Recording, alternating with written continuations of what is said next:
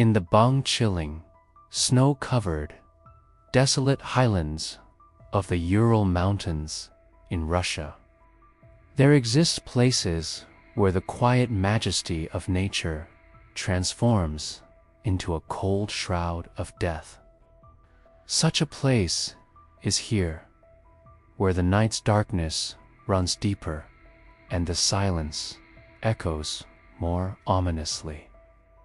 On a terrifying midnight in 1959, a group of 9 seasoned mountaineers met a horrifying end here, every single detail of which remains an utterly unresolved mystery before the world today.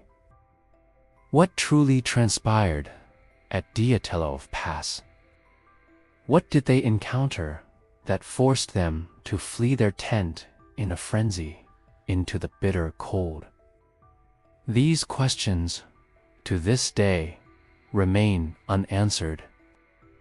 Welcome to Mr. Ominous Tales, the archive of frightful narratives, where we unravel those true ominous accounts that defy logic and remain preserved within the dust of time. Today's story, the Dyatlov Pass Incident, stands as one of the most inexplicable and gruesome chapters in human history.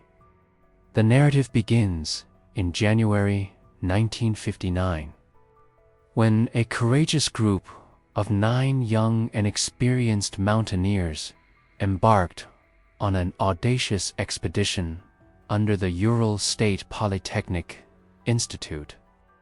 Their goal was to reach Mount Otorten in the far north Urals, a challenging winter ski trip, part of the 3rd class of mountaineering difficulty. The group leader was Igor Dyatlov, a sharp, 22-year-old engineering student who had previously led numerous complex expeditions.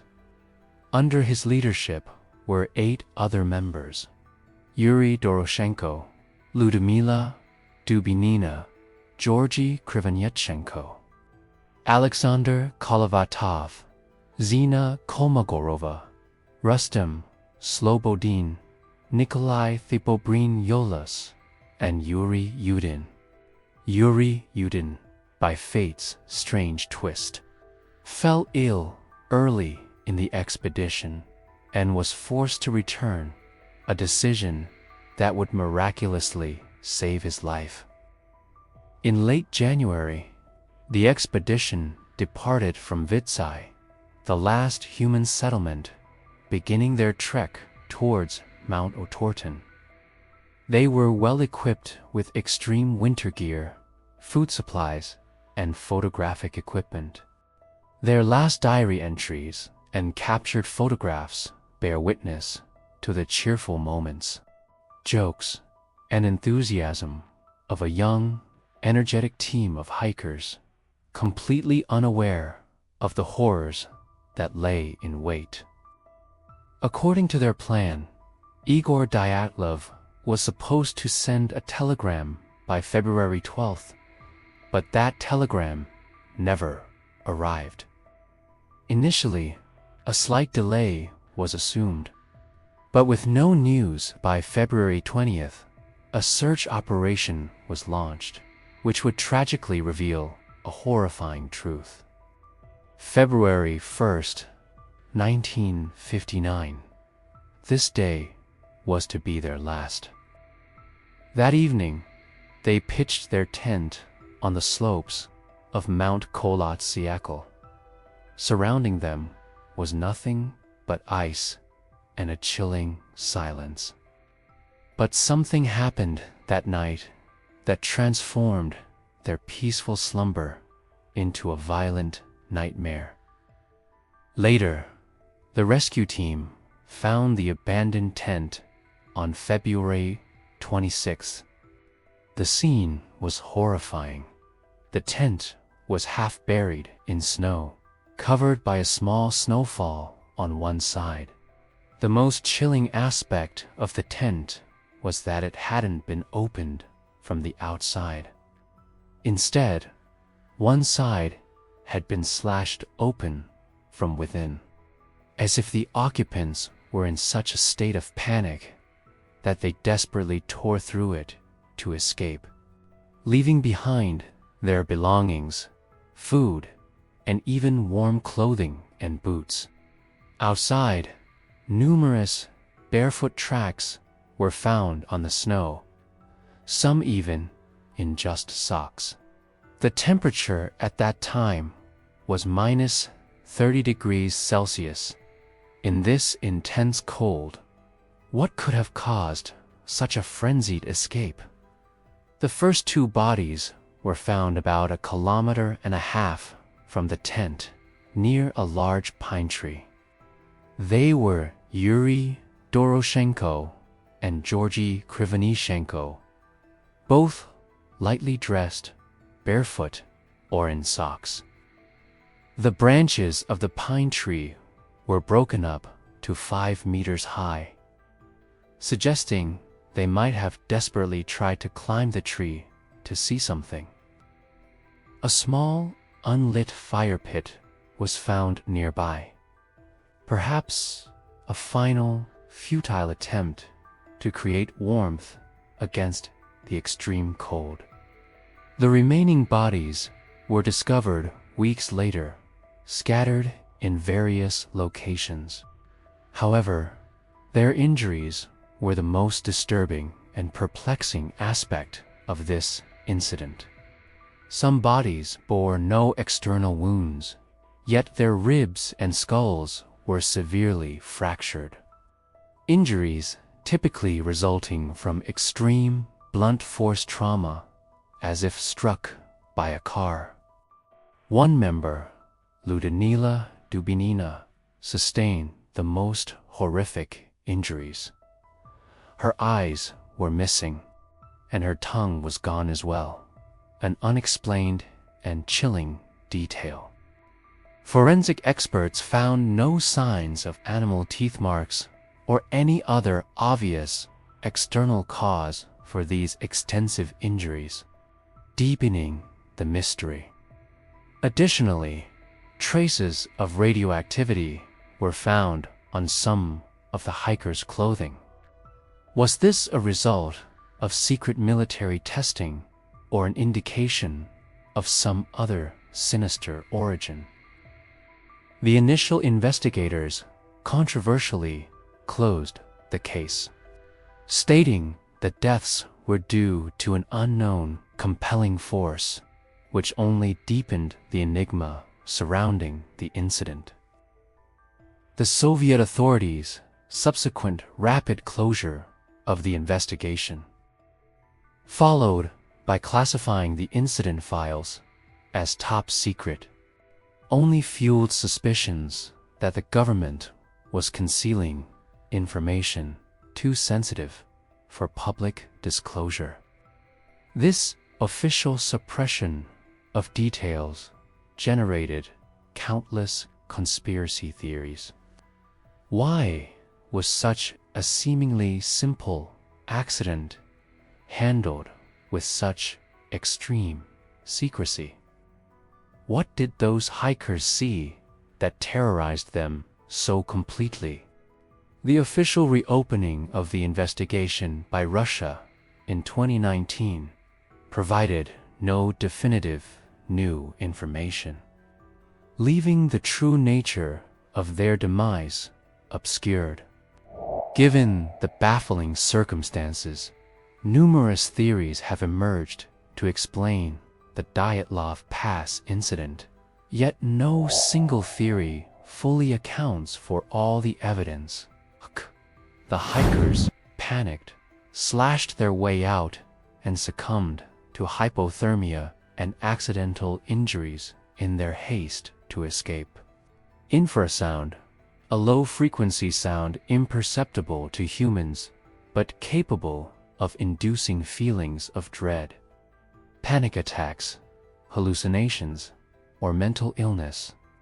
Based on traces of radioactivity found on the clothing leading them to shed their clothes, which would explain the limited clothing. However, This physiological phenomenon cannot account for the internal, blunt force trauma or missing body parts. And claims by local Mansi hunters of seeing fireballs or strange light in the sky in the region. Attacks by bears or other wild animals wouldn't typically cause such specific internal injuries without external marks, nor would it explain their specific panicked flight pattern. It posits that the Soviet military was testing a secret weapon, perhaps a new form of gas. But the true fate of the 9 souls at Dyatlov Pass remains buried deep within the icy heart of Russia's Ural Mountains. What was that ominous force? Share your theories in the comments below. We read every one. For more chilling, inexplicable, and ominous true accounts, subscribe to Mr. Ominous Tales. Don't forget to click the bell icon so our new ominous tales reach you first. Until the next terrifying truth. Stay safe, ... and remember, in the deepest night, mere whispers carried by the wind might just be recounting an ominous tale to you. What horrifying force did they confront? What inexplicable power inflicted such ghastly disfigurements upon their bodies?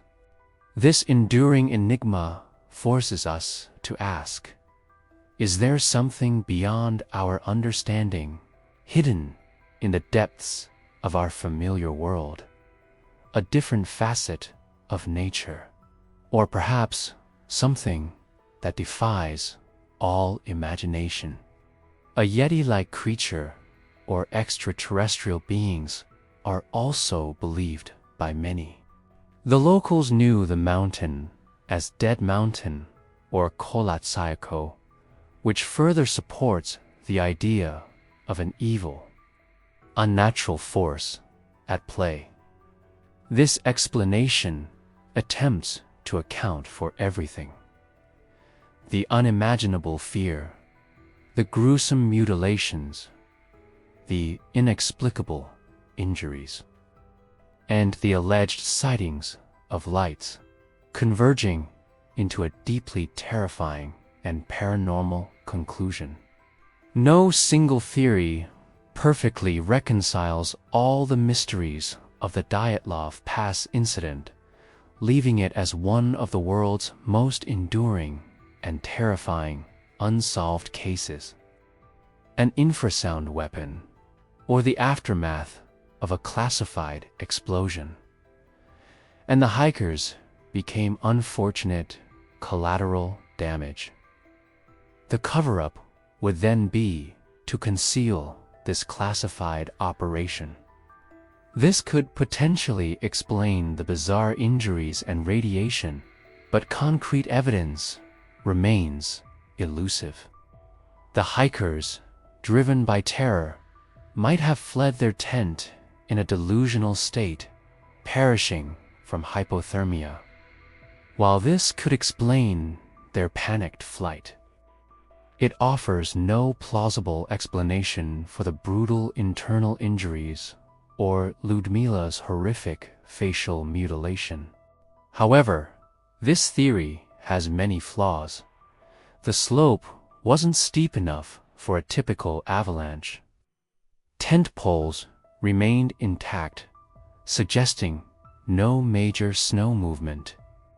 And the organized nature of the footprints doesn't fit a panicked scramble after a massive avalanche.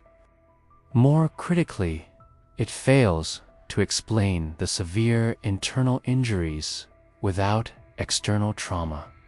Each offers a partial explanation, leaving room for dark speculation. The avalanche theory, one of the most common scientific explanations, suggests a small, sudden slab avalanche covered their tent. The infrasound theory. A psychological theory proposes that the unique terrain of the mountain and extreme winds could have generated the military testing. Secret weapon theory. This is the most popular and ominous conspiracy theory. Paradoxical undressing. Some theorists suggest that in severe hypothermia, people can experience a sudden sensation of intense heat. Wildlife or indigenous attack. Early suspicions targeted the local Mansi tribe. But no signs of a struggle or foul play were found pointing to human attackers. The paranormal or alien activity. And, as with any enduring mystery, supernatural forces. More than 6 decades have passed. What do you believe truly happened at Dyatlov Pass? If today's ominous tale has piqued your curiosity and stirred a sense of dread within you, please do like this video and subscribe to our channel. Don't forget to leave a comment with your thoughts, or perhaps another unexplained story idea. Remember, within every layer of darkness lies a new ominous narrative waiting to be unveiled. I shall return with another tale soon. Until then, may the shadows of the deep night accompany you.